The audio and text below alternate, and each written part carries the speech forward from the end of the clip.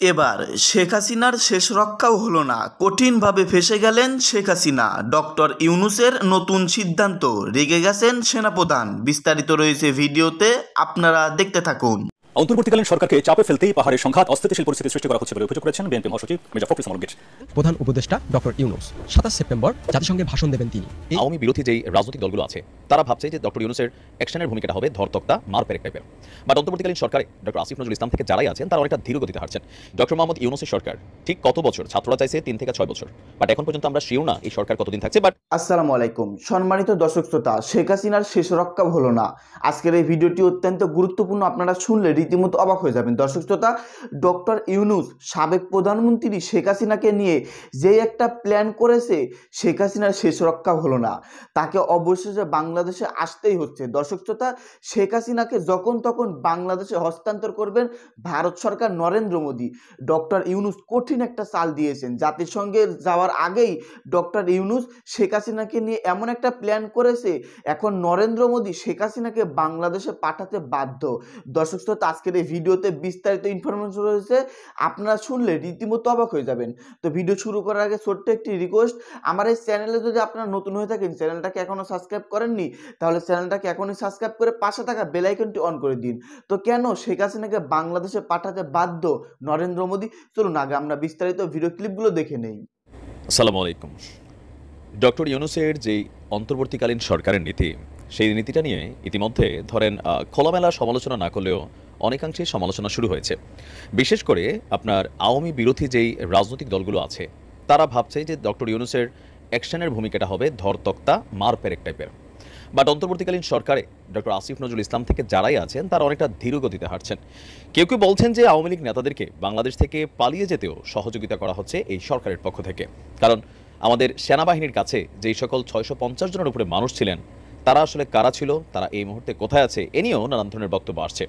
তবে ডক্টর ইউনূসের যে রাষ্ট্র পরিচালনার নীতিটা আপনি যদি গভীরভাবে খেয়াল করেন, আমার কাছে যেটা মনে হচ্ছে আর কি, যে কারোর সাথেই বিভেদে জড়াতে চাচ্ছেন না। তিনি চাচ্ছেন কোনো পক্ষে যেন তার অবস্থানটা মেক শিওর না হয়। যার কারণে বিএনপি নানান আলোচনা সমালোচনা করছে, অথবা অনলাইনেও যারা পিনাকিদার মতন মানুষ আছেন অথবা কনক স্যার, ইলিয়াস বা আরও যারা আছেন তারা যে সকল কথাগুলো বলছেন সেগুলোকে অনেকটা পাশ কাটিয়ে অন্তর্বর্তী সরকারের কোনো জায়গায় কোনো পদে এমন কোনো মানুষকে বসান নাই যারা বসলে আওয়ামী লীগের যারা নেতাকর্মী আছেন তাদের উপর অনেকটা অ্যাকশন ভূমিকা প্রয়োগ করতে পারবে। তো সর্বশেষ প্রশ্ন হচ্ছে যে 5ই আগস্টে শেখ হাসিনা যখন বাংলাদেশ ছেড়ে ভারতে গেলেন, 45 দিন তার কূটনৈতিক এই পাসপোর্টটার মেয়াদ ছিল। তো এখন গতকালকে থেকে শেখ হাসিনার এক ধরনের পাসপোর্টবিহীন ভারতে থাকার অবস্থান শুরু হয়েছে। তাহলে কোন স্টেটাসে এই মুহূর্তে ভারতে থাকবেন শেখ হাসিনা? এটার সলিউশনটা ডক্টর ইউনূস তার এক কথার মাধ্যমে দিয়ে দিয়েছেন। ভারতীয় কূটনীতিক বা বিশ্লেষকরা মনে করছেন আন্তর্জাতিক গণমাধ্যমে কিন্তু ডক্টর ইউনূস সাহেবের ওই কথাটারই এখানে ফোকাস হিসেবে নিয়ে আসছে যে ইয়েস, সম্ভবত এই কথাটার মধ্যে একটা মেসেজ ছিল। যদিও কথাটা গেল কয়েকদিন আগে যখন শেখ হাসিনার একটা ফোন কল ভাইরাল হয়েছিল, তখন ভারতীয় একটা গণমাধ্যমকে দেওয়া সাক্ষাৎকারে ডক্টর মোহাম্মদ ইউনূস এই বক্তব্যটা দিয়েছিলেন। তার বক্তব্যটা ছিল এমন যে শেখ হাসিনা যেন ভারতে চুপচাপ থাকে, তিনি যেন কোনো ধরনের কথাবার্তা না বলেন যে কথার মাধ্যমে দেশে অস্থিতিশীল অবস্থার তৈরি হয়। যদি তিনি ভারতে চুপচাপ থাকেন তাহলে তিনি নিরাপদে থাকবেন।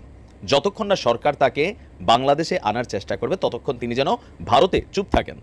এখন তিনার এই কথাটার মধ্যে বিশ্লেষকরা যে মিনিংসটা খুঁজে পাচ্ছেন যে কূটনৈতিক পাসপোর্টটা শেষ হলেও আনটিল বাংলাদেশের সরকার, অন্তর্বর্তী সরকার শেখ হাসিনাকে ভারতে এক ধরনের থাকার বৈধতা দিচ্ছেন, যে ভারত সরকার যেভাবে ভালো মনে করে সেভাবে যেন শেখ হাসিনাকে ভারতে রাখে। কেন? কারণ হচ্ছে এই মুহূর্তে যদি শেখ হাসিনা বাংলাদেশে প্রবেশ করে তাহলে পরিস্থিতি কেমন হবে? গতকালকে বাইতুল মুকাররম মসজিদে পলাতক সেই খতিবের উপস্থিতি একটা দৃশ্যপট কিন্তু দেখিয়ে দিয়েছে। তো সম্ভবত কোথাও না কোথাও ডক্টর মোহাম্মদ ইউনূস চান না যে বাংলাদেশে তিনি ক্ষমতায় থাকাকালীন এমন কোনো পরিস্থিতির উদ্ভব হোক। আবার অপরদিকে আমাদের আইন উপদেষ্টা ডক্টর আসিফ নজরুল ইসলাম বলেন, পররাষ্ট্র উপদেষ্টা যিনি আছেন বা সরকারের বিভিন্ন যেই উইংসগুলো আছেন, শেখ হাসিনাকে বাংলাদেশে ফিরিয়ে আনতে বিএনপি বা রাজনৈতিক নেতারা যতটা সরব বক্তব্য দিচ্ছেন, কিন্তু যাদের হাতে এই ক্ষমতাটা, যারা ফিরিয়ে আনবেন বা প্রসেসিংটা করবেন, তারা অনেকেই ধীরগতি বা এ ব্যাপারে অনেকটা গা ঢাকা অবস্থা বা ধরেন মানে ভাবলেশহীন একটা ভূমিকা পালন করছেন। তো এইটার কারণ কি, ভিডিওর প্রথমের অংশে বলেছি যে ডক্টর ইউনূসের যে ভূমিকা, তিনি কিন্তু আসলে কোনো দলের সাথে বিভেদে যেতে চান না। কারণ তার এই অন্তর্বর্তীকালীন সরকার হয়তো 2 বছর থাকবে, 3 বছর থাকবে, 5 বছর থাকবে, এরপর একটা গণতান্ত্রিক সরকার আসবে। সেই সরকার আসার পরে বা এই সরকার থাকা অবস্থাতেই আওয়ামী লীগ আবার পুনর্গঠিত হবে। বাংলাদেশ থেকে আওয়ামী লীগকে নিশ্চিহ্ন করে ফেলা এটা কিন্তু আসলে সম্ভব না। বাংলাদেশ থেকে কোনো রাজনৈতিক দলকে, বিশেষ করে 3টা দলকে, জাতীয় পার্টি হয়তো বিলুপ্ত হয়ে যেতে পারে, কিন্তু জামায়াত ইসলাম, বাংলাদেশ বিএনপি বা বাংলাদেশ আওয়ামী লীগ, তাদেরকে সরকার যে যতই পরিকল্পনাই করুক, এই টিমগুলোকে কিন্তু রাতারাতি এখান থেকে আপনার মাটিতে মিশাই দেওয়া সম্ভব না, অথবা নিষিদ্ধ করা সম্ভব না। যদি করাও হয়, কোনো সরকার সেটা করে, তাহলে রেজাল্ট কি হবে? জামায়াত ইসলামকে আওয়ামী লীগ কিন্তু নিষিদ্ধ করেই সরকার পতন হয়েছিল, কিন্তু জামাত কিন্তু তাদের আইনের মাধ্যমে বৈধতাকে ফিরিয়ে নিয়ে এসেছে। আর পাশাপাশি প্রতিহিংসামূলক নানান ঘটনা ঘটতে পারে। ডক্টর মোহাম্মদ ইউনূসের এই দেশে অনেক ব্যবসা আছে, বিলিয়নস অফ ডলার এখানে মার্কেট ইনভেস্ট করা আছে। তো সেই দিনগুলোতে আসলে ডক্টর মোহাম্মদ ইউনূসকে কোনো রকম ইস্যু ছাড়াই এক ধরনের আওয়ামী লীগের সাথে ডক্টর মোহাম্মদ ইউনূসের যে অবস্থান তৈরি হয়েছিল, তো এখন যদি তিনি তার ক্ষমতাকে প্রয়োগ করে কোনো ধরনের নেগেটিভ সিচুয়েশন তৈরি করেন, তিনি সম্ভবত দূরদর্শী চিন্তা করছে যে পরবর্তী সময় এইটার তো ভাই ইফেক্ট থাকবে। আবার ধরেন যে রাজনৈতিক মামলাগুলা, বাংলাদেশের ইতিহাস বলে যে যতগুলো মামলাই থাকুক, যখন টার্ম চেঞ্জ হয়ে যায় তখন মামলাগুলো রাতারাতি গায়েব হয়ে যায়। তো এরকম নানান ইস্যুতে আসলে শেখ হাসিনাকে এই মুহূর্তে বাংলাদেশে ফিরিয়ে আনার ইচ্ছা, আমার ধারণা বা যতটুকু আমরা আবহাওয়াটা বুঝতে পারতেছি, বা বিশ্লেষকরা যারা ভাবছেন যে শেখ হাসিনার পরবর্তী গন্তব্য কোথায়, যেখানে বাংলাদেশে 10-12 লক্ষ রোহিঙ্গা আশ্রয় দিয়া নিজেই ওয়ান কাইন্ড অফ এখন রোহিঙ্গাদের মতন তিনি ভারতে আছেন, তিনি না পারছেন আরবদের কোনো দেশে যেতে, আমেরিকা তার ভিসা বাতিল করেছে, যুক্তরাজ্য এক ধরনের কৌশলী অবস্থান নিয়েছে, সেখানে তাকে প্রবেশ করতে দিচ্ছে না, ফিনল্যান্ডেও তিনি যেতে পারছেন না, তাহলে তিনি যাবেন কোথায়? দিন শেষে আওয়ামী লীগের বাতিঘর হিসেবে চিহ্নিত ভারতেই হয়তো তাকে থাকতে হবে। এখন আমাদের সরকার যদি বিষয়টা নিয়ে বাড়াবাড়ি লেভেলে যায়, অথবা ধরেন শক্ত ভূমিকায় যায়, প্রতিবেশী কূটনৈতিক সম্পর্ক বা যে আইনগুলো আছে বা দ্বিপাক্ষিক চুক্তি আছে, তাহলে ভারত সরকারকে একটা বিপদে পড়তে হবে। তো সেই কারণে সম্ভবত একটা শর্ত দিয়ে দিলেন ডক্টর মোহাম্মদ ইউনূস শেখ হাসিনাকে, যে যতদিন ভারত থেকে বাংলাদেশে ফিরিয়ে আনার উদ্যোগ না নেওয়া হয়, ততদিন আপনি ভারতে থাকেন, তবে চুপচাপ থাকেন। এখন এই মেয়াদকালটা কতদিন ডক্টর মোহাম্মদ ইউনূস তার বক্তব্যের মধ্যে প্রকাশ করেননি। আর গতকালকে ফিনান্সিয়াল টাইমস বা ইন্ডিয়া টুডে বা ভারতের যে গণমাধ্যমগুলো, তারা কিন্তু শেখ হাসিনার ইস্যুতে কথা বলছে যে শেখ হাসিনা আসলে ভারতে কিভাবে থাকবেন, বা তাকে ভারতে রাখলে বাংলাদেশের সাথে কূটনৈতিক সম্পর্কে ভাটা পড়বে কিনা। ভাটা পড়বে, তবে সেটা যদি একটা রাজনৈতিক সরকার হয়। স্বাভাবিকভাবে যদি বিএনপি ক্ষমতায় আসে, 100% তারা কূটনৈতিক যে শক্তি সেটাকে সর্বোচ্চ প্রয়োগ করে ভারত থেকে তাকে ফিরিয়ে আনার চেষ্টা করবে, তখন ভারত বিপদে পড়বে। But right now doctor Mohammad ইউনূসের যে সরকার, এই সরকার আসলে খুব শক্তিশালীভাবে তাকে ভারত থেকে ফিরিয়ে আনবেন, এটা কিন্তু আপনার নমুনা দেখে মনে হচ্ছে না। এখন উপদেষ্টারা বিভিন্ন সময় বিভিন্ন কথা বলছেন, কিন্তু কার্যকরী ভূমিকা, অথবা ধরেন আন্তর্জাতিক যে বিচার ট্রাইব্যুনাল গঠন করা হয়েছে, যেটা আওয়ামী লীগ সরকার করেছিল, যেটা এখন শেখ হাসিনা নিজের জন্যই গলার ফাঁদ হয়ে গেছে, সেই ট্রাইব্যুনালেও এখন পর্যন্ত কিন্তু কোনো বিচারক নিয়োগ দেওয়া হয়নি, বা সেটার কি বলে যে কার্যক্রম যেটা, সেটাও কিন্তু ওইভাবে শুরু হয়নি।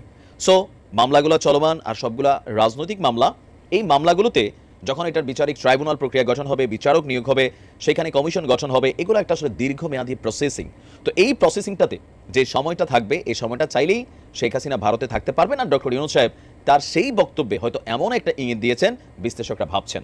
আর পজিটিভলি এটাকে যেভাবে দেখা হচ্ছে, যে যেহেতু সরকারের পক্ষ থেকে ভারতকে কোনো চাপ দেওয়া হচ্ছে না, আবার ভারতের প্রধানমন্ত্রী নরেন্দ্র মোদীও ডক্টর ইউনূসের সাথে জাতিসংঘের সেই অধিবেশনে বৈঠক করতে যাচ্ছেন না, দুই নেতার দেখা না হওয়া শেখ হাসিনার জন্য একদিকে কিন্তু ভালো, কারণ দেখা হলে এই আলোচনাটা ফর্মালি নন ফর্মালি এটা কিন্তু সামনে চলে আসবে। তো এই মুহূর্তে শেখ হাসিনার উচিত ভারতে চুপচাপ থাকা। যদি তিনি আর কোনো বক্তব্য দেন, ফোন কল ভাইরাল হয়, তাহলে হয়তো সেই ক্ষেত্রে সরকার তার হার্ডলাইনটা ইউজ করবে। এখন দেখা যাক পরিস্থিতি আসলে কোন দিকে যায়। তবে ভারত সরকার তাকে কিভাবে রাখবে, ও যে আপনার তিব্বতের যে নেতা, চীনের সাথে যে নেতাকে নিয়ে একটা ঝামেলা, হ্যাঁ, দালাই লামা সম্ভবত, তাকে যে ইস্যুতে রাখছে, ঠিক একইভাবে শেখ হাসিনাকে কিন্তু রাজনৈতিক শক্তি আসলেও রাখার সুযোগ আছে ভারতের কাছে, তবে এতে কূটনৈতিক সম্পর্ক নষ্ট হবে। বাট এখন তিনি নর্মালি ভারতের হয়তো সেই ভিসাকে এক্সটেনশন করে, ভিসা থাকুক না থাকুক, ভারত তাদের আইন করে শেখ হাসিনাকে রাখার সুযোগ থাকবে। যদি বাংলাদেশ সরকার তার উপর ওইরকম চাপ প্রয়োগ না করে, তাহলে দুই দেশের মধ্যে আর ঝামেলা হবে না শেখ হাসিনা ইস্যুতে। রাজনৈতিক সরকার আসলে ভবিষ্যতে সেটা আলাদা ইস্যু। বাইরের মাঝখানে শেখ হাসিনা নিজেও বাংলাদেশে আসেন কিনা সেটাও একটা প্রশ্ন। ভিডিও শুরুতে একটা পোল দিচ্ছি আপনাদের সাথে। ডক্টর মোহাম্মদ ইউনূসের সরকার ঠিক কত বছর? ছাত্ররা চাইছে 3 থেকে 6 বছর, বাট এখন পর্যন্ত আমরা শিওর না এই সরকার কতদিন থাকছে। বাট যতটুকু আবহাওয়া, পরিবেশ বা বিভিন্ন উপদেষ্টাদের কথাবার্তা থেকে বোঝা যাচ্ছে যে এই সরকারটা মিনিমাম 2 থেকে 3 বছরই থাকবে। তো আপনি কি মনে করছেন যে 3 বছর থাকা যৌক্তিক, নাকি 5 বছর থাকা যৌক্তিক, নাকি অনেকে বলছেন 10 বছর থাকুক? তাদের সাথেই আমাদের আজকের ভিডিওতে সাংঘর্ষিক অবস্থান হবে। যারা মনে করছেন যে যতদিন খুশি ডক্টর ইউনূস থাকুক, বাংলাদেশের রাজনৈতিক প্রেক্ষাপটটাকে পরিবর্তন করুক, আর এরপরে একটা নির্বাচন দিয়া রাজনৈতিক সরকারের কাছে ক্ষমতা হস্তান্তর করুক। তো কেন সাংঘর্ষিক অবস্থান? আমার খুবই পছন্দের একজন মানুষ, a man with logic, a man with dynamic outlook, a man with what blah, মানে আন্দালিব রহমান পার্থ ভাই, ব্যারিস্টার আন্দালিব রহমান পার্থ। আমি ওনারে খুবই পছন্দ করি। বাংলাদেশে এই ধরনের পলিটিশিয়ান খুবই কম আছেন। সংসদে যদি পার্থর মতো 330টা এমপি থাকতো তাহলে বাংলাদেশের চেহারা আসলেই বদলাই যেত, কিন্তু দুঃখজনকভাবে পার্থ একজনই। তো যাই হোক, বাট আজকে পার্থ ভাই তিনি ডক্টর ইউনূস সরকারের উপর একটা চাপ প্রয়োগ করেছেন। তিনি তার ব্যক্তিগত অভিমত তুলে ধরতে গিয়ে নির্বাচন ইস্যুতে আসলে এই অন্তর্বর্তীকালীন সরকারকে কতদিন সময় দেওয়া যেতে পারে, আর আপনারা যারা আবেগে লিখতেছেন 5 বছর 10 বছর যতদিন খুশি থাকুক, এইটা নিয়ে তিনি খুবই কড়া একটা প্রতিক্রিয়া দিয়েছেন। বর্তমান অন্তর্বর্তী সরকার যতদিন খুশি ততদিন ক্ষমতায় থাকুক, এইটা কোনো কথা হইতে পারে না বলে মন্তব্য করেছেন আমাদের ব্যারিস্টার আন্দারিব রহমান পার্থ। তিনি বাংলাদেশ জাতীয় পার্টি বিজেপির একাংশের চেয়ারম্যান। রাজধানীর ইস্কাটনে সেন্টার ফর গভর্নেন্স স্টাডিজ আয়োজিত দুঃসময়ের কণ্ঠস্বর স্বপ্ন ও বাস্তবতা শীর্ষক সংলাপে তিনি বলছেন, বর্তমান সরকারকে আমাদের সুযোগ দেওয়া দরকার, কিন্তু তার অর্থ এই নয় যে আমি বলবো তারা যতদিন খুশি ততদিন ক্ষমতায় থাকুক, এটা কোনো কথা হতে পারে না। আর আমাদের পরিবেশ বিষয়ক যিনি উপদেষ্টা আছেন, আগামী 1 তারিখ থেকে সারা বাংলাদেশে পলিথিন নিষিদ্ধ করতে যাচ্ছেন। আমার কাছেও মনে হচ্ছে যে এটা একটা এই মুহূর্তে এটা জরুরি কোনো পদক্ষেপ না, কারণ পলিথিনের বিকল্প কি? মানুষের ইনকাম সোর্সে সেই বিকল্পটা কি হাতে হাতে আসছে? সেটা যদি অ্যাভেইলেবল একটা পর্যায়ে যায়, দেন পলিথিনকে বিকল্প বন্ধ করে দিতে হবে, এর আগে না। পরিবেশের জন্য পলিথিন ক্ষতিকর। তো পার্থ এই কথাটা বলছেন যে পলিথিন সরাতে এই সরকার আসে নাই, মানে উপদেষ্টাদের বিভিন্ন অ্যাক্টিভিটিসে তিনি সমালোচনার দৃষ্টিভঙ্গিতে এই কথাটা বলছেন। পুলিশের পোশাক এবং লোগো চেঞ্জ হবে কিনা, স্টেডিয়ামের নাম পরিবর্তন হবে কিনা, সেগুলো কিন্তু এই সরকারের মুখ্য কাজ নয়। মুখ্য কাজ যেটা, সেটা হলো রোডম্যাপ আমরা এখনো পাইনি। তবে উইথ ডিউ রেসপেক্ট পার্থ ভাইয়ের সাথে আমি এই জায়গাতে একটু দ্বিমত পোষণ করছি। একটা আইন করা দরকার। যেমন ধরেন আমাদের এয়ারপোর্টের নাম ছিল জিয়া আন্তর্জাতিক বিমানবন্দর, দীর্ঘদিন যাবত আওয়ামী লীগ এসে করলো হযরত শাহজালাল আন্তর্জাতিক বিমানবন্দর, এখন আবার ধরেন এটার নাম হলো জিয়া আন্তর্জাতিক বিমানবন্দর। আওয়ামী লীগ আবার 10 বছর 20 বছর পরে ক্ষমতায় এসে দিল বঙ্গবন্ধু বিমানবন্দর। এই খেলাটা আসলে বন্ধ হওয়া দরকার। রাষ্ট্রের যারা সম্মানিত মানুষ তাদের নামে যেহেতু তারা পলিটিক্যালি একটা দলকে রিপ্রেজেন্ট করেন, তখন হয় কি যে পরবর্তী দলটা আইসা সব ভাঙচুর করে, নাম পরিবর্তন করে, এগুলোতে টাকা পয়সা খরচ হয়। টাকাটা কার? রাষ্ট্রের। এটা কি ধরেন আওয়ামী লীগ এসে তাদের পকেট থেকে খরচাটা করছে, নাকি বিএনপি এসে নিজের পকেট থেকে করবে? এটা রাষ্ট্রের টাকা। সো এই জায়গাটা আমার কাছে মনে হয়েছে এটা খারাপ না, যে নাম পরিবর্তনের ইস্যুটা দেশের যত বড় বড় নির্মাণ হবে সেগুলো আমাদের ন্যাশনাল যেই কি বলা যায় বিভিন্ন নাম আছে, প্রয়োজনে সেগুলো দেওয়া হবে। নদী নালা গাছ বাইল ফুল পাখি, অথবা যারা একদম জাতীয় নেতা আছেন দলমত নির্বিশেষে যাদেরকে সবাই পছন্দ করেন, এরকম নাম দেওয়া হইতে পারে। এটা একবারে খারাপও করে না পার্থ ভাই। তারপর তিনি বলছেন যে বর্তমান সরকারের উপদেষ্টাদের সঙ্গে সম্মানিত দর্শক শ্রোতা, আপনারা বিস্তারিত ভিডিওতে দেখতে পারলেন নরেন্দ্র মোদী শেখ হাসিনা বাংলাদেশে পাঠাতে কেন বাধ্য।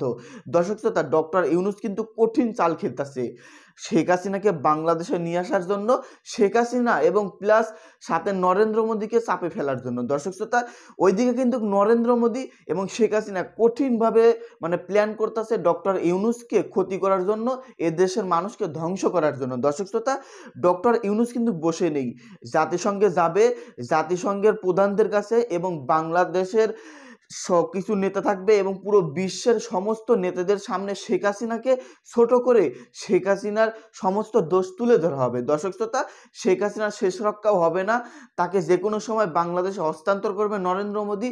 আর বাংলাদেশে আসলেই শেখ হাসিনার ফাঁসি, যাবজ্জীবন জেল, নয়তো এর চেয়েও ভয়াবহ কিছু হবে। দর্শক শ্রোতা, আজকের এই ভিডিওতে বিস্তারিত ইনফরমেশন জানতে পারলেন এবং সেনাপ্রধান ওয়াকারুজ্জামানও ডক্টর ইউনূসের কথার সঙ্গে সহমত। শেখ হাসিনা যখন তখন বাংলাদেশে নিয়ে আসা যাবে, শেখ হাসিনা মহা বিপদে রয়েছে। দর্শক শ্রোতা, আজকের এই ভিডিওতে এতটুকুই, সামনে আরও বিস্তারিত ইনফরমেশন আপনারা জানতে পারবেন। তো আজকের মতো ভিডিও এখানে শেষ করছি, দেখা হবে আবারও নতুন কোনো ভিডিও নিয়ে। ধন্যবাদ।